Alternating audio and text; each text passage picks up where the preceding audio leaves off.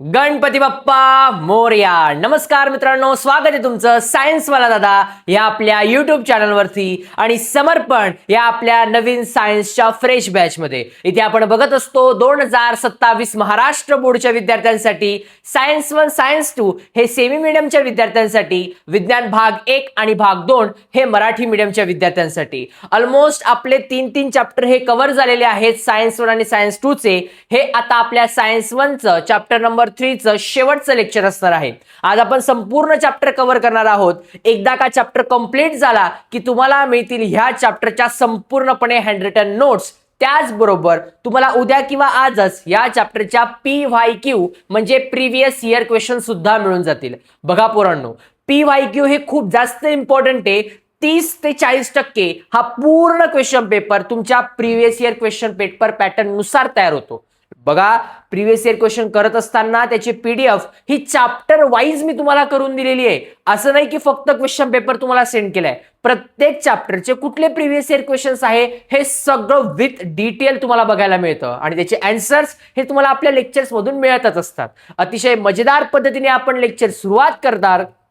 सीधी बात नो बकवास. सुरुवात करूया आपल्या चॅप्टरच्या शेवटच्या लेक्चरला. बघा, आजचं जे लेक्चर आहे हे सुद्धा खूप इम्पॉर्टंट आणि इंटरेस्टिंग असणार आहे. मागचा लेक्चर तुम्ही खूप एन्जॉय केला, तुमच्या कमेंट मी वाचल्या. आता मुलं म्हणतील की दादा युनिट टेस्टचं काय आहे? पोरांनो, हो, तो थोडासा प्रॉब्लेम चालू आहे, पण बघूयात त्याला काही सोल्युशन आहे की नाही. बघा, आता काय रे पोरांनो, आपण केमिकल रिएक्शन्स बघितल्या, टाइप्स ऑफ केमिकल रिएक्शन बघितलंय, बॅलन्स केमिकल रिएक्शन कशी करायची ते सुद्धा बघितलंय. आता आपल्याला बघायचं आहे factor affecting the rate of chemical reaction. असे कोणकोणते फॅक्टर आहे जे केमिकल रिएक्शनला अफेक्ट करतात? रेट म्हणजे स्पीड. एखादी रिएक्शन लवकर होण्यासाठी किंवा एखादी रिएक्शन उशिरा होते त्याच्यासाठी कोणकोणते फॅक्टर येतात? तर हे फॅक्टर आहे इम्पॉर्टंट, मोस्ट इम्पॉर्टंट. बघा, पहिला नेचर ऑफ रिएक्टंट. कोणता रे राजा? Nature of reactant. पहिला कोणता रे राजा? Nature of reactant. दुसरा size of particle of reactant. Size of particle म्हणलं तरी चालेल. Size of particle. दुसरा कोणता आहे? Size of particle. दुसरा कोणता आहे? Size of particle. तिसरा कॉन्सन्ट्रेशन ऑफ रिएक्शन. कोणता आहे? Concentration of reactant. कोणता आहे? Concentration of reactant. चौथा टेम्परेचर ऑफ रिएक्शन. चौथा कोणता आहे? Temperature of reaction. चौथा कोणता आहे? Temperature of reaction. कॅटलिस्ट. कोणता आहे? कॅटलिस्ट. दादा हे इम्पॉर्टंट आहे का? हो पोरांनो, खूप इम्पॉर्टंट आहे. कदाचित 3 मार्कला यावरून प्रश्न बनू शकतो आपल्या 2027 बोर्ड एक्झामला. त्यामुळे खूप चांगला करून जायचंय, स्किप नका करू. आणि मला माहिती आहे हा जो टॉपिक आहे मुलांना लवकर समजत नाही किंवा रट्टा मारायची गरज पडू शकते या चॅप्टरमध्ये, म्हणजे या टॉपिकमध्ये. पण टेन्शन नाही. When Dada is here, then why to fear? Oh my dear, लक्ष is here, topic is here, nature of reactant. सगळं एक्सप्लेन करणार इन डिटेल. आज थोडा आवाज पुरानो गेलाय.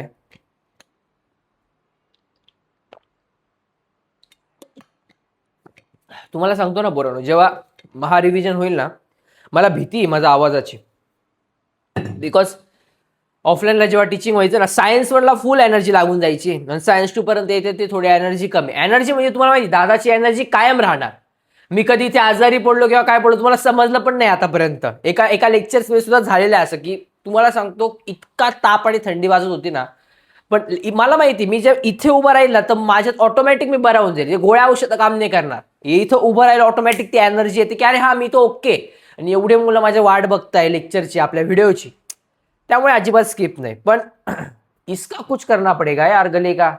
आवाज दिवसेंदिवस जातोय पण असो, डोंट वरी. बघा, नेचर ऑफ रिएक्टंट म्हणजे काय बाबा? द रिएक्टिव्हिटी किंवा nature of substance is affect the rate of reaction. मला सांगा, जे नेचर आहे ना, जे प्रत्येक रिएक्टंट जो असतो, रिएक्टंट म्हणजे काय? जो तुमच्या लेफ्ट साईडला असतो, प्रोडक्ट राईट साईडला असता. माझ्या पोरांना एक गोष्ट माहितीये, रिएक्टंटचं जे नेचर आहे त्याच्यावर डिपेंड आहे ना की प्रोडक्ट काय असणार आहे. मग दादा हे नेचर म्हणजे काय रे? बघा, एक्झाम्पल आपण घेतलं, समजून घ्या. ॲल्युमिनियम आणि झिंक. अमिनियम कोणाचा मिलियम, अल्लूचा मिनियम. कोणाचा मिनियम, अल्लूचा मिनियम. Zinc Zn. ॲल्युमिनियम आणि झिंक यांचं रिॲक्शन केलं कोणासोबत? Dilute hydrochloric acid. म्हणजे बघा, एक असा बॉक्स टेस्ट ट्यूब किंवा वॉटेवर जे काही ते घेतला, बर्नर घेतला, त्याच्यात आपण ठेवला पोरांनो हायड्रोक्लोरिक ऍसिड, इकडे पण हायड्रोक्लोरिक ऍसिड. एकात टाकला ॲल्युमिनियम, एकात टाकला तुमचा झिंक. पण होतं काय माहिती, याच्यातून बाहेर काय पडतो, हायड्रोजन गॅस लिबरेट, बाहेर काय होतो, hydrogen gas. But aluminium react faster, aluminium fastly react होतो. आणि जो झिंक आहे, जो आहे पोरांनो, हा थोडासा स्लो होतो. झिंक काय स्लो होतो का, कारण की ॲल्युमिनियम हा मोर रिॲक्टिव्ह आहे झिंक पेक्षा. सिंपल लॉजिक बघा. आता मी तुम्हाला शिकवतोय, काही मुलांना लगेच समजतं, अरे हा दादा, लगेच आपले पोरं जे आहेत लगेच कमेंट करतात. सगळेच करतात का, नाही, काही काहींना समजलेलं नसतं, म्हणजे थांबता. म्हणजे काय, लेस रिॲक्टिव्ह. काही कशी असता, मोर रिॲक्टिव्ह असता. म्हणजे काय होतं दादा, रिॲक्शन करताना बघा, दोघी टेस्ट ट्यूब याच्यामध्ये हायड्रोक्लोरिक ऍसिड HCl टाकलेला आहे. एका याच्यात काय ॲल्युमिनियम, एका याच्यात झिंक आहे. मग जो ॲल्युमिनियम आहे रिॲक्ट मोर होतो, लवकर रिॲक्ट होतो. त्याच्यामध्ये बघा इफरवन्स आहे, हायड्रोजन गॅस जास्त बाहेर पडतोय बघा, लिबरे बुडबुडे बुडबुडे, ऑरेंजी बुडबुडे, पोटात साडकिडे साडकिडे. हा, काय पोरांनो, बुडबुडे जास्त बाहेर निघताय. ॲल्युमिनियम मोर रिॲक्टिव्ह आहे, लगेच रिॲक्ट होतो तो. दुसरा कोण आहे रे पोरांनो, तुमचा टेस्ट ट्यूब मध्ये याच्यात काय आहे, तुम्हाला हायड्रोक्लोरिक ऍसिड आहे, झिंक टाकले, लेस रिॲक्ट. हाय ना दादा, हायड्रोजनचे बुडबुडे आहेत का, हो आहे, पण लेस रिॲक्टिव्ह आहे. लगेच रिॲक्ट होतो का तो, नाही. म्हणजे काय, प्रत्येक जे रिॲक्टर आहे त्यांचं नेचर कसं आहे, ते रिॲक्टिव्ह आहे की लेस रिॲक्टिव्ह आहे, याच्यावर डिपेंड आहे की रिॲक्शन लवकर होईल की उशिरा होईल. समजलं बच्चा. Next, size of particle. रिॲक्शनच्या साईजवर दादा कसं समजायचं, सिंपल मध्ये गालावर डिंपल पडतो. तर एक्झाम्पल बघा, मला सांगा, तुम्ही बघा आपल्या गावाकडच्या भागांमध्ये ना भंडारा वगैरे असतो, भरपूर लोकांचं जेवण असतो. भरपूर लोकांचं जर का जेवण असेल तर बनवायला वेळ लागेल, थोड्या लोकांचं जेवण असेल तर जास्त वेळ लागेल का, नाही. यू मेंटल, यू गए पिव आहे. मग इकडे काय पोरांनो, स्मॉल पार्टिकल साईज. जर पार्टिकलची साईज छोटी छोटी असेल पोरांनो, छोटे छोटे, म्हणजे अजून एक सिंपल एक्झाम्पल घेतो. पिठी साखर आहे आणि एकीकडे तुमचे आपले ती मोठी साखर, जाड साखर जी असते, खडी साखर. एक पिठी साखर आहे पावडर सारखी आणि एक तुमची खडी साखर आहे. पाण्यात विरघळायला ठेवली. मला सांगा, सगळ्यात पहिले ती पावडर सारखी दिसणारी साखर विरघळून जाईल की जी काही खडी साखर दाणे दाण्यावाली ती विरघळेल? कमेंट मध्ये फास्ट फास्ट टाका, कमेंट मध्ये पोरांनो, फास्ट. सॉरी या पोरांनो, आज सोड, मला ना पाणी दाडो जास्त प्यावं लागतं, कारण आवाज माझा ना बसतोय, मला समजतंय. कमेंट करा फास्ट. सॉरी सॉरी, हा फास्ट. हा, व्हेरी गुड पोरांनो. सगळ्यात पहिले जी पावडर आहे ती लवकर विरघळून जाईल. पार्टिकल कसे, छोटे छोटे. याचे पार्टिकल मोठे मोठे, खडी साखर लगेच पाण्यात विरघळेल का, नाही. मग काय, स्मॉलर पार्टिकल साईज असेल तर रेट ऑफ रिॲक्शन हाय असतो. जसं की शहाबादा टाइल्स आहे, जी शहाबादा टाइल्स आहे, मोठे मोठे तुकडे तिचे, वर्सेस तिची पावडर आहे. ही कशात टाकली, डायल्यूट हायड्रोक्लोरिक ऍसिड HCl मध्ये टाकली. काय होतं तर बघा, जे लार्जर पार्टिकल आहे, मोठे मोठे पार्टिकल आहे, त्यांचा रेट ऑफ CO2 इफरवन्स म्हणजे कार्बन डायऑक्साइड बाहेर पडण्याचा जो रेट आहे हा स्लोअर आहे. आणि पावडर जी आहे, छोटे छोटे पार्टिकल आहे, त्यांचा rate of CO2 carbon dioxide बाहेर पडण्याचा कसा आहे रेट, फास्टर आहे, फास्ट रिॲक्ट होता. यावरून माझ्या पोरांना काय समजतं, स्मॉलर द पार्टिकल साईज. जर पार्टिकलची साईज स्मॉल असेल तर त्याची रिॲक्शनचा स्पीड कसा असेल, हाय असेल. सिंपल पोरांनो. पुढे, कॉन्सन्ट्रेशन ऑफ रिॲक्टंट. कॉन्सन्ट्रेशन म्हणजे काय, एक सिंपल लॉजिक मला तुम्हाला एक सांगतो मी अजून एकदा. आपण एक्झाम्पल घेऊयात. एखादा ऍसिडिक सबस्टन्स केमिकल, एक केमिकल्स आहे पोरांनो, आणि एका याच्यात अजून एक आहे, दोन केमिकलचे पॉट आहे. बरं, या दोघी केमिकलच्या पॉटमध्ये मी काय केलं माहिती का, एका याच्यामध्ये ना पाणी टाकून दिलं, पाणी ऍड करून दिलं, आणि एका याच्यामध्ये काय पोरांनो, नॉर्मल. आता मला सांगा, जे पाणी ऍड केलं आहे ते काय, डायल्यूट झालं. काय झालं, डायल्यूट. आणि जे ऍज इट इज आहे ते काय झालं, कॉन्सन्ट्रेटेड झालं. रिॲक्शन सगळ्यात लवकर कोण करेल, याच्यात पाणी ऍड केले तो डायल्यूट वाला करेल की कॉन्सन्ट्रेटेड वाला करेल? कमेंट करा मला. बघा, दोघी याच्यामध्ये काय केमिकल्स आहे. एका याच्यात पाणी ऍड केलंय वरतून, डायल्यूट झालं ते. एक काय कॉन्सन्ट्रेशन, जसं केमिकल आहे तसंच्या तसं ठेवलंय. सगळ्यात जास्त लवकर रिॲक्शन कोण करेल? गणेश, गण्या बच्चा, अरे बाबा मला सांगा, ऑब्वियस गोष्ट येणार आहे की जो ऍज इट इज केमिकल आहे लवकर रिॲक्ट करेल. याच्यात पाणी टाकून दिलंय, त्याचं काही होईल का? नाही, डायल्यूट होऊन गेला तो. म्हणजे अजून सिंपल सांगतो, दूध आहे घरामध्ये, तुम्ही जर का दूध पिलं नॉर्मल, तुम्हाला चांगली एनर्जी आहे. ज्यात पाणी टाकून पिलं, पूर्ण पाहिजे तेवढी एनर्जी भेटेल का? नाही. पात्रता त्याचे मात्र वाढून टाकलं, त्याचं मोठं करून टाकलं त्याला, त्याच्याने काही फायदा आहे का? नाही. सेम इथे बघा आता, डायल्यूट HCl हा रिॲक्ट होतो स्लोली कोणासोबत? CaCO3 कॅल्शियम कार्बोनेट सोबत, वाईल कॉन्सन्ट्रेटेड HCl म्हणजे concentrated hydrochloric acid react rapidly. जो कॉन्सन्ट्रेटेड एकदम कॉन्सन्ट्रेशन आहे तो काय आहे? फास्ट रॅपिडली रिॲक्ट होईल. आणि जो डायल्यूट आहे म्हणजे काय, पाणी वगैरे टाकलं त्याच्यामध्ये, तो काय झाला बरोबर तुमचा? स्लोली रिॲक्ट होईल. कन्क्ल्युजन काय शिकायला मिळालं? The rate of reaction is proportional to the concentration of reactant. काय रे पोरांनो, काय शिकायला भेटलं? The rate of reaction is concentrated to the concentration of reactant. Simple आहे. चलो बच्चा, नेक्स्ट टेम्परेचर ऑफ रिॲक्शन. पोरांनो, तुम्हाला आठवतं का मी तुम्हाला गोष्ट सांगितली होती? कोणती गोष्ट सांगितली होती? मैं जाएगा 21,51,00,000 रुपये जीत के आएगा मालिक, मैं जाएगा. आता नवीन पोरं या दादा, हो तुम्हाला मी गोष्ट सांगितली होती पोरं, आठवते का? आणि कालची गोष्ट तुम्हाला आवडली की नाही रे? कालची म्हणजे जे आपलं मागचं लेक्चर झालं तिथली कशी होती गोष्ट मला सांगा तर बरं, फास्ट कमेंट मध्ये. छान होती की नाही? हा, तुम्हाला आवडते ना, मला पण आवडतं. आणि तुम्हाला खरं सांगू का की तुम्हाला या गोष्टी आवडतात, आणि तुम्ही जेव्हा कमेंट करतो ना भरपूर मुलं की दादा प्लीज गोष्ट सांग, दादा आम्हाला आवडते गोष्ट, तर मला आहे ना माझ्या ऑफलाईनच्या विद्यार्थ्यांची खूप आठवण येते.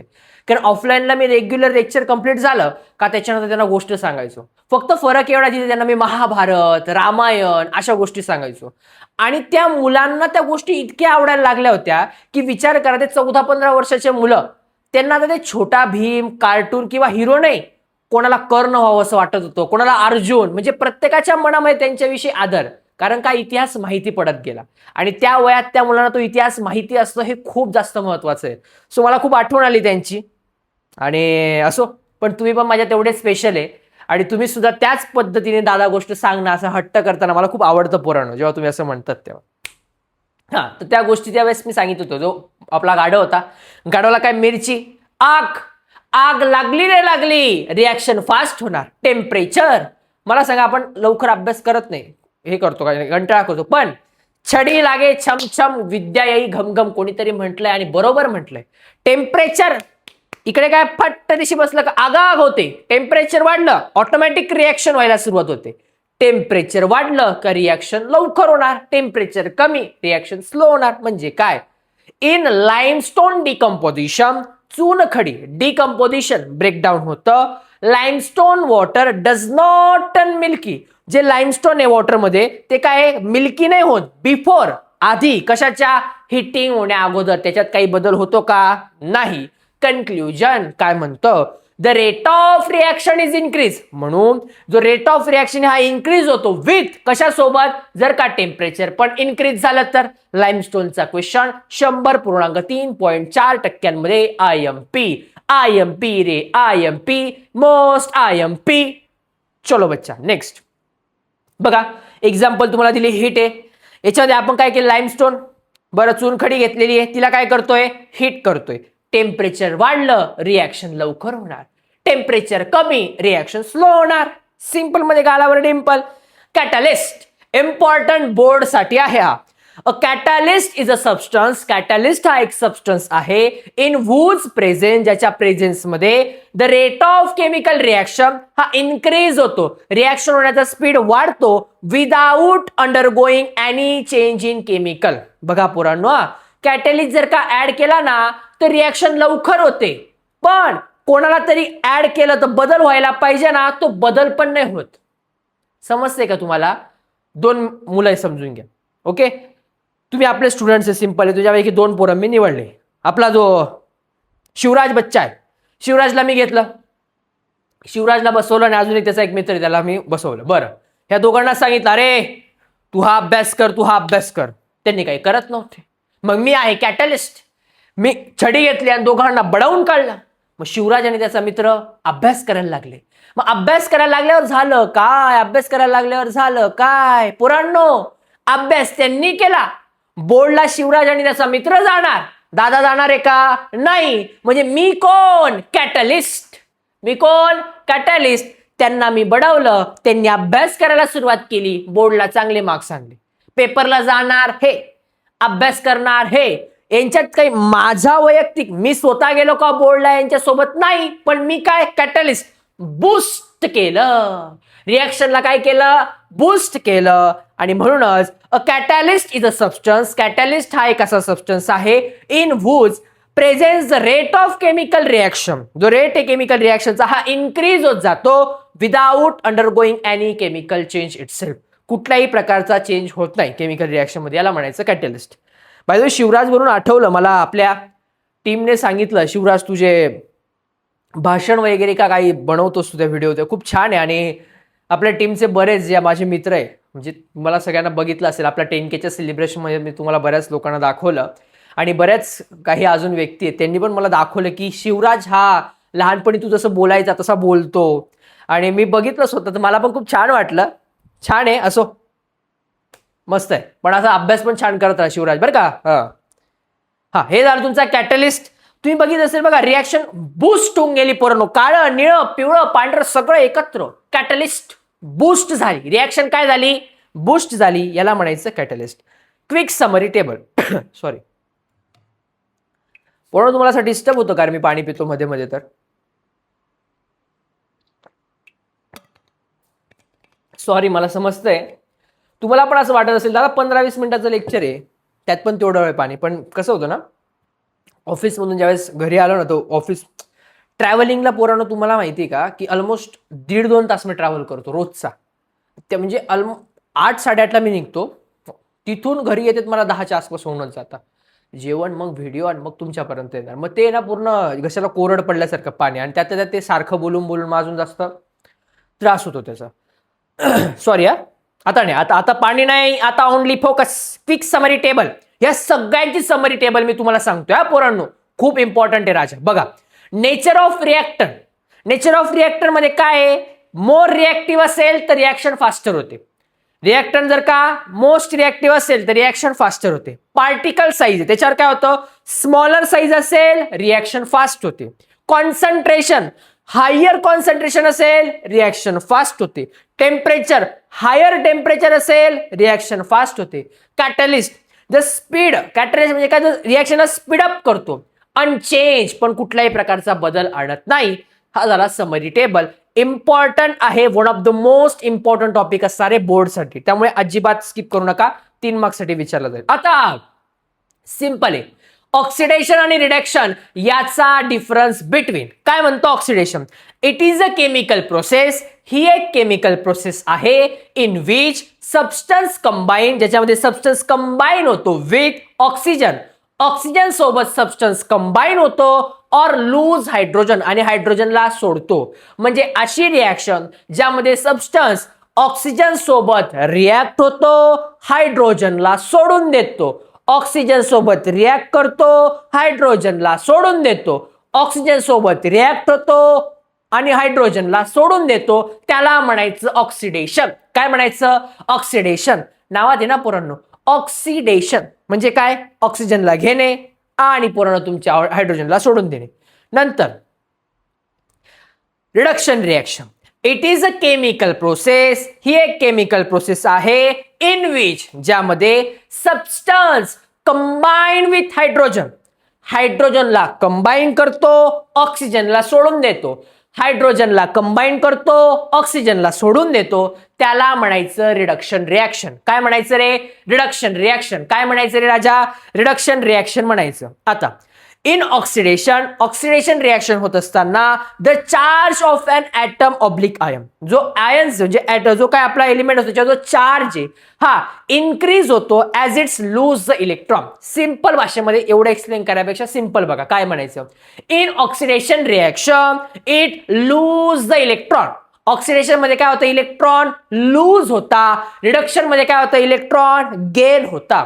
इलेक्ट्रॉन गेन आणि लूज काय होता शिकवलंय chapter number 2 periodic classification of element मध्ये. इलेक्ट्रॉन लूज किंवा गेन होणं मी तुम्हाला बोललो होतो बघा पोरांनो. जेव्हा इलेक्ट्रॉन देतो आणि घेतो, का देतो आणि घेतो? रिॲक्शन होण्यासाठी. समजलं? आता एक एक कन्सेप्ट एकावर डिपेंड कशी आहे. ऑक्सिडेशन रिएक्शन मध्ये इलेक्ट्रॉन लूज करता, रिडक्शन मध्ये इलेक्ट्रॉन गेन करता. पुढे chemical substance which bring about oxidation. असा केमिकल सबस्टन्स ज्यामध्ये ऑक्सिडेशन होतं त्याला तुम्ही ऑक्सिडायझिंग एजंट किंवा ऑक्सिडंट म्हणता. असे सबस्टन्स ज्यांच्यामुळे ऑक्सिडेशन होतं त्यांना ऑक्सिडायझिंग एजंट किंवा ऑक्सिडंट म्हणता. म्हणजे काय, पूर्ण कटिंग करायला गेले कटिंग वाला, भाजीपालावाल्याकडे म्हणजे भाजी घेणाऱ्याला गेले तो काय भाजीपाला वाला म्हणतो ना, वाला. सायन्स शिकणारा सायन्स वाला. अरे हा तसं. Chemical substance which bring about reduction. असा केमिकल सबस्टन्स ज्यामुळे रिडक्शन होतं इज कॉल्ड ॲज रिडक्टंट आणि रिड्युसिंग एजंट. त्याला काय म्हणायचं, रिडक्टंट आणि reducing agent. Example, magnesium oxygen सोबत रिॲक्ट करतो, मॅग्नेशियम ऑक्साईड होतं. आणि ह्या ज्या रिॲक्शन्स या मोस्ट टाइम ती एक्झाम्पल मध्ये तुम्ही लिहू शकता. ऑलमोस्ट मी 1 2 3 4 पॉईंट सांगितले, इम्पॉर्टंट आहे. 3 मार्क्ससाठी हा प्रश्न विचारला जाऊ शकतो. बरं, याच्यामध्ये अजून एक आहे जो मी ऍड नाही केलाय पण तुम्ही लक्षात ठेवा. अशी रिॲक्शन ज्यामध्ये ऑक्सिडेशन पण होतं आणि रिडक्शन पण होतं त्याला म्हणायचं रेडॉक्स रिॲक्शन. काय म्हणायचं रे, रेडॉक्स रिॲक्शन. अशी रिॲक्शन ज्यामध्ये ऑक्सिडेशन पण होतं रिडक्शन पण होतं त्याला म्हणायचं रेडॉक्स रिॲक्शन. काय म्हणायचं रे राजा, रेडॉक्स रिॲक्शन. कमेंट मध्ये फास्ट. अशी रिॲक्शन ज्यामध्ये ऑक्सिडेशन पण होतं रिडक्शन पण होतं त्याला म्हणायचं रेडॉक्स रिॲक्शन. काय म्हणायचं रे, रेडॉक्स रिॲक्शन. आता one of the most important topic आहे जो बोर्डसाठी तर इम्पॉर्टंट आहेच. तुमच्या बऱ्याच मुलांची जी आपली फर्स्ट टर्मची एक्झाम आहे दिवाळीच्या अगोदर, म्हणजे तिला आपण 6 माही म्हणतो ना, 6 माहीची जी परीक्षा आहे त्याच्यामध्ये आता मी जे शिकवतो आहे याच्यातला एक प्रश्न 100.3.4% विचारणार आहे. तुमची इच्छा लक्ष द्यायचं की नाही. आणि तुम्हाला माहिती दादा बोर्ड आहे, सिंपल मध्ये गालावर डिंपल आहे. चला, करोजन म्हणजे काय, काही टेस्ट ट्यूब्स ठेवलेत पोरांनो यामध्ये. बरं, त्याच्या अगोदर एक गोष्ट सांगतो, करोजन म्हणजे काय, गंज लागणे. गंज कधी लागतो, एखादी जी लोखंडाची वस्तू आहे ती पाण्याच्या आणि हवेच्या दोघांच्या संपर्कात आली तर तिला गंज लवकर लागतो. एखादी लोखंडाची गोष्ट पाण्याच्या आणि हवेच्या संपर्कात आली तर तिला लवकर गंज लागतो. बघा आता पहिला टेस्ट ट्यूब आहे, ऑइलची वरती लेअर आहे. ऑइलची लेअर म्हणजे काय, बाहेरून ऑक्सिजन मध्ये नाही जाऊ शकत, पूर्ण पॅक येतो. ऑन बॉइल वॉटर, गरम पाणी. याला गरम पाणी चालेल का, हो, पाणी गरम असो थंड असो पाणी चाहिए बच्चा. बरं, त्याच्यामध्ये काय टाकलं रे पोरांनो, खिळा. मला सांगा याद्वारे तुम्हाला बघायला भेटेल का की करोजन लागेल का याच्यामध्ये, नाही लागू शकत. का पोरांनो, हवाच नाहीये ना. हवा तर पाहिजे, हवा इज इम्पॉर्टंट कॅरेक्टर आहे. सेकंड मध्ये या, सॉल्ट सोल्युशन. मीठ टाकलंय पाण्यात चालेल का दादा, का नाही चालणार, पाणी इज इम्पॉर्टंट. पाणी कसलं पण असू द्या, पाणी इज इम्पॉर्टंट आहे. दुसऱ्या टेस्ट ट्यूब मध्ये काय टाकलेलं आहे पोरांनो, पाणी आहे, खिळा टाकलेला आहे आपला. बरं, सॉल्टचं सोल्युशन आहे. याच्यात गंज लागेल का, हो. रिॲक्शन फास्टर होईल. रिॲक्शन कशी होईल पोरांनो, फास्ट होईल. कशामध्ये, दुसऱ्यामध्ये. तिसरा जो आहे, तिसऱ्यामध्ये बघा काय, एअर, हवा आहे. हवेने रिॲक्शन होईल का, हो. नुसता हवेत राहिला तरी रिॲक्शन होईल पण स्लो होईल दादा. कशी होईल रिॲक्शन, स्लो होईल. आणि चौथ्यामध्ये एअर आणि अनहायड्रोनस कॅल्शियम क्लोराईड याच्यामध्ये सुद्धा रिॲक्शन होणार नाही कारण पूर्ण हवाबंद पॅक आहे. आपल्याला काय समजलं, जे मधले दोन आहेत दुसरा आणि तिसरा यांच्यामध्ये करोजन लागेल पण यांच्यात सुद्धा दुसरी जी इमेज आहे तिच्यात लवकर करोजन लागेल, तिसऱ्यामध्ये स्लोली हळूवार पद्धतीने लागेल. बस एवढं तुम्हाला समजायचं होतं ऍक्टिव्हिटीद्वारे. आता डायग्राम बेस्ड क्वेश्चन. ह्या डायग्रामचा क्वेश्चन मोस्ट इम्पॉर्टंट आहे जो मी तुम्हाला म्हणत होतो तुमच्या शाळेच्या एक्झामसाठी येऊ शकतो. What is a rust. Rust म्हणजे काय, rust is a reddish brown colour. Rust म्हणजे काय, एक रेडिश ब्राऊन कलर येतो on hydrated ferric oxide layer. त्याला कोणता, हायड्रेटेड ऑक्साईड लेअर होते. डिपॉझिटेड, कुठे डिपॉझिट म्हणजे काय, देत होतो कुठे, सरफेस ऑफ. असा सरफेस कोणाचा, आयर्न ऑब्जेक्टचा. ऑब्जेक्ट कसला बनलेला पाहिजे, आयर्नचा बनला पाहिजे. That are expose to moisture. Moist एअरमुळे याच्यावरती रेडिश लेअर येतो. कुठला लेअर येतो, रेडिश कलरचा. त्याला म्हणायचं रस्ट. काय म्हणायचं, रस्ट. रस्टचा फॉर्म्युला आहे पोरांनो Fe2O3.H2O. काय फॉर्म्युला आहे, Fe2O3.H2O. काय फॉर्म्युला आहे, Fe2O3.H2O. बघा इमेज मध्ये तुम्हाला दिसतंय कलेक्टेड रस्ट, वरती असा थोडासा ब्राऊन रेडिश कलर आहे. Fe2O3.H2. आता डॉट म्हणजे काय? डॉट म्हणजे नंबर ऑफ, डॉट म्हणजे काय? नंबर असू शकतो तो कोणता पण. Second, right a chemical formula of rust. Question आलाय दुसरा. हे सब क्वेश्चन्स या पोरांनो बोर्डला असे प्रश्न विचारले जातात. जेव्हा आपण फायनल महारिव्हिजन घेऊ ना, त्यामुळे तुम्हाला मी अशी पीपीटी वगैरे स्लाइड नाही शिकवणार. प्रॉपर आपल्या ज्या नोट्स आहेत ना, त्यात एक्स्ट्राच्या गोष्टी ऍड करेल. हे diagram based question, activity based question, ह्या केमिकल रिॲक्शन या सगळं एक्सप्लेन करणार आहे मी त्यावेळी. जे जसं आता शिकवतोय तसं पण ऑब्व्हियस आहे, पहिल्यापासून जे शिकले असते त्यांना वेळ नाही लागणार. म्हणजे आता मी जो तुम्हाला बोललो पोरांनो, जसं की आपल्या मागच्या लेक्चरला आपण रिएक्शन बॅलन्स केला. खाली काय असता? कपडे, पुढे काय असतो? फ्रीज. आपल्या पोरांना लगेच समजेल. हमारे लिए ना करो रब से फरियाद. आपल्या पोरांना लगेच समजेल. डेटिंग रे डेटिंग, कार्बन डेटिंग. पोरांना लगेच समजेल. का? ऑलरेडी तुम्ही आपल्याकडून शिकले आणि तुम्हाला शेवटी इतकं इझी जाणार आहे ना, तुम्ही बघा लक्षात ठेवाल मला. चला, write chemical formula of rust. Chemical formula काय रस्टचा? Fe2O3.H2. काय फॉर्म्युला आहे? Fe2O3.H2O. Next, write a reaction of oxidation of ion at anode. म्हणजे कुठली रिॲक्शन लिहायची तुम्हाला की ज्याच्यात एनोड म्हणजे काय होतंय पूर्ण? ऑक्सिडेशन होतंय पूर्ण. ऑक्सिडेशन म्हणजे काय? आता इलेक्ट्रॉन लूज करतोय तो. तिकडे बघा आपण बोलले जो इलेक्ट्रॉन लूज करतो तो कोण आहे तुमचा? ऑक्सिडेशन. Anode reaction. कुठली रिॲक्शन आहे? एनोड. एनोड साईडला बघा एक रिॲक्शन आहे माझ्या मागे, ती रिॲक्शन फक्त तुम्हाला लिहायची. सेम कॅथोड रिॲक्शन तुम्हाला लिहायची आहे. कॅथोड रिॲक्शन इकडे. बस रिॲक्शन लक्षात ठेवावे लागतील तुम्हाला, खूप इम्पॉर्टंट ह्या दोघी रिॲक्शन. फक्त तुम्हाला काय एनोडवर कुठली रिॲक्शन आहे लिहा, कॅथोडवर कुठली रिॲक्शन लिहा, बस simple. Next, what is a corrosion? Corrosion म्हणजे काय? Metal get attracted by substance. Metal attract होतो काही सबस्टन्स करून अराउंड देम सच ॲज, त्याच्या अवतीभोवतीच्या, सच ॲज कोणकोणते? Moisture, acid etcetera. मॉइश्चर असतं, ऍसिड असतं या गोष्टींमध्ये. मेटल सेट टू बी, असं जे मेटल आहे हे काय म्हणतो त्यांना? करोड. गंज लागायला सुरुवात होते ड्यू टू दिस अटॅक, कारण त्याच्यावर अटॅक होतो. And the process is called as corrosion. याला काय म्हणायचं रे? करोजन. फास्टली ही डेफिनेशन पाठ करायची पूर्ण फास्ट. चला आत्ताच्या आत्ता ही डेफिनेशन पाठ करायची, इम्पॉर्टंट आहे. विचारणार जाऊ शकते नाही विचारणार. Corrosion one of the most important topic. Corrosion म्हणजे काय? Metal get attracted. Metal attract होतो बाय सबस्टन्स अराउंड देम, त्याच्या आजूबाजूच्या सबस्टन्स करून, such as moisture, acids etcetera. Metal set to, अशा मेटलला करोड म्हणजे काय? गंज लागायला सुरुवात होते due to this attack and the process, आणि ह्याच प्रोसेसला करोजन असं म्हणायचं. काय म्हणायचं राजा? करोजन. रस्ट आणि करोजन मध्ये कन्फ्यूज होऊ नका. नेक्स्ट, रेन्सिडिटी. काय रे बच्चा? Rancidity. Rancidity is a foul smell and taste. घाणेरडी टेस्ट आणि स्मेल दॅट डेव्हलप, जी डेव्हलप होते वेन ऑइल, घी और fried food is left aside for a long time.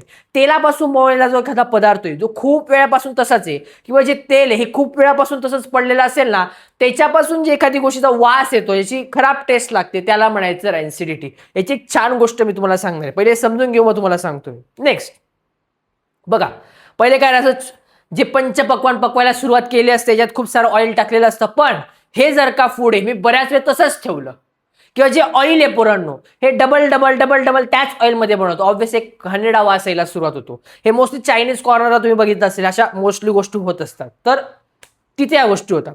रॅन्सिडिटी, मग त्याचा असा खराब होऊन जाणार आणि वास यायला सुरुवात होणार. त्या घाणेरड्या अशा वासाला काय म्हणायचं, टेस्टला काय म्हणायचं, रॅन्सिडिटी. ऑकर्स ड्यू टू, का होतं? Oxidation of oil. ऑक्सिडेशन होतं कोणाचं? Oil oblique fat. When expose to, जेव्हा एक्सपोज होतो कुठे? एअरमध्ये, फॉर अ लॉंग टाइम, बऱ्याच वेळासाठी हवेमध्ये काय रिकामे हे पडलेले असतात त्यावेळेस. अफेक्ट, याचे काय काय अफेक्ट होऊ शकतात? फॉल ऑर्डर डेव्हलप, म्हणजे काय पुराणे घाणेरडा वास तयार होतो. टेस्ट ऑफ फूड चेंज, फूडची टेस्ट एकदम सुगंधित मधुर होते की तुम्हाला छान छान अजून अजून खावंसं वाटतं, इतकं खावंसं वाटतं की अरे बापरे विचारूच नका. Food become unfit to eat, हे जे फूड अनफिट आहे याच्यामुळे तुमची तब्येत बिघडू शकते. याचीच एक गोष्ट आहे पोरांनो, जाऊ नका तुम्ही शेवटपर्यंत थांबा, आता शेवटचे काही सेकंद फक्त. प्रिव्हेन्शन, हे चांगलं करण्यासाठी काही प्रिव्हेन्शन आहे का? हो, adding antioxidant to the food. अशा फूडवर काय टाकलं पाहिजे? अँटीऑक्सिडंट टाकले पाहिजे, ज्याच्यामुळे ऑक्सिडेशनच त्याचं होणार नाही. स्टोरिंग अ फूड, अशा फूडला स्टोअर केलं पाहिजे एअर टाईट कंटेनरमध्ये. कुठे? एअर टाईट कंटेनरमध्ये, ज्याच्यामुळे ऑक्सिजन आणि एअरच्या तो संपर्कात येणार नाही आणि ऑब्व्हियसली तो दीर्घकाळ टिकेल. जसं की आपल्या घरामध्ये मोस्टली बऱ्याच गोष्टी पूर्ण पॅकमध्ये आहे आपले ठेवते. का? बराच वेळ टिकला पाहिजे यासाठी. पूर्वी काही फ्रीज होते का रे? फ्रीज तर आत्ता आलेले. पहिलेचे लोक काय करत होते? प्रॉपर स्टोअर करून ठेवत होते पॅक पूर्णपणे. आता हे सगळे पॉइंट याच्यामध्ये 100% इम्पॉर्टंट प्रश्न आहे. तो आहे पोरांनो एअरटाईट कंटेनरचा, की या एअरटाईट कंटेनरमध्ये जर का आपण दीर्घकाळ फूड टिकून ठेवावं का लागतं? का? तर याच्यामध्ये तुम्हाला रॅन्सिडिटीच्या सगळ्या गोष्टी लिहायच्या आहेत. इम्पॉर्टंट प्रश्न आहे, तुमच्या गिव्ह रिझन्स मध्ये विचारला जाऊ शकतो एअरटाईट कंटेनरचा. टेक्स्ट बुक मध्ये दिलंय, त्याच्यातून बघा. आता दादा रॅन्सिडिटीचं बेस्ट एक्झाम्पल तुम्हाला सांगतो पोरांनो. आपला जो बेताज बादशाह एडिटर आपले दुबईचे गौतम दादा, तर आम्ही ज्यावेळेस तुम्हाला माहिती आहे आपला गौतम दादा म्हणजे काय कान रिकामे करणार. तर गौतम दादा तेव्हा आम्ही फार असे काही मित्र नव्हतो, पण त्याने नंतर आम्हाला सांगितलेली गोष्ट ही आमच्या क्लासमध्ये ना दर संडेला टेस्ट चालायचे. तर गौतम दादा आपले खतरनाक गडी, म्हणजे त्याचं पाठांतर आठवडाभर झालेलं नाही राहायचं. म्हणजे सोमवार ते शनिवार पाठांतर चालणार. तुम्ही जे अभ्यास, आमच्या वेळेस असं नव्हतं पोरांनो की एखादा चॅप्टर आहे तो शिकवला आणि झाला. तुमच्या माहितीसाठी फक्त पाठांतर, रटा, प्रॉपर पद्धतीने रट्टा मार कार्यक्रम व्हायचा. आणि त्यामुळे तो गौतम दादांचं तेवढं डोका मेंदू तो त्या लेवलचा चालायचा नाही. रट्टेश होते ते एकदम खूप जास्त वाले.